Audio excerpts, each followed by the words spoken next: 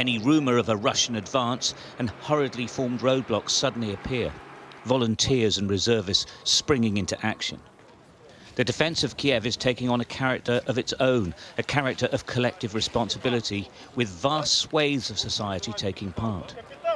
A short distance from this checkpoint, 2 vehicles have been placed across the road into the centre of Kiev. Volunteers filling sandbags and building the defences. Action is what is needed now, they say, not words. We're waiting. We're waiting when you wake up. When you understand. Who Where is that your person? sanction? Where is sanction? We don't need sanction. Russia laugh from your sanction. Where is Berezovsky? Where is Nemtsov? Do you know where is these people? Who guilty? So, you will be next. People on the street who don't want to fight are either attempting to leave or heading for bomb shelters. But there are huge numbers of militias forming. They're everywhere, guns in hand, prepared to die fighting the Russians.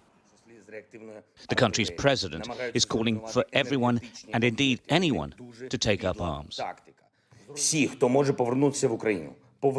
All those who can return to Ukraine, come back to defend Ukraine. And then we will have a lot of work to rebuild it.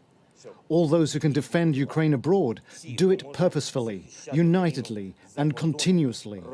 All friends of Ukraine who want to join the defense, come, we will give you weapons. Хто хоче приєднатися до захисту, приїжджайте. Ми дамо вам зброю. Усі деталі. The city is remarkably quiet, eerily so. Few people probably believe that Kiev would still be held by the government for this length of time. But there is always nightly violence. A rocket struck this apartment block in the early hours of Saturday. A terrifying explosion filmed outside and inside. Terrifying the population is certainly its aim.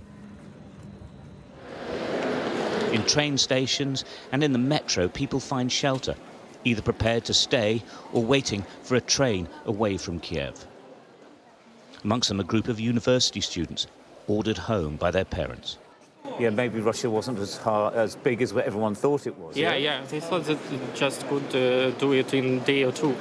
But our army is too strong, and with the help of European community and USA, I think we can do it. A key to any success in the defence of Kiev will be holding the 8 major bridges that link the east and west of the city. That, or destroy them. Ukraine and Russia both know this. Well, the security services here are now absolutely convinced that Russian special forces and what they call fifth columnists are trying to cross into the centre of Kiev using the bridges that are very much the lifeblood of the city. They've said that they will use lethal force on anyone attempting to cross the bridges. Now, some will probably try, but they've also sort of made an appeal that it's so critical now that everyone needs to pull together and do as they're told. Concerns about the infiltration of the city means that freedom of movement is getting harder. A curfew is now in place until Monday, with no exceptions. Soldiers will consider anyone on the street a Russian spy. For many people, this is likely to be a long and perhaps terrifying weekend. Stuart Ramsey, Sky News, Kiev.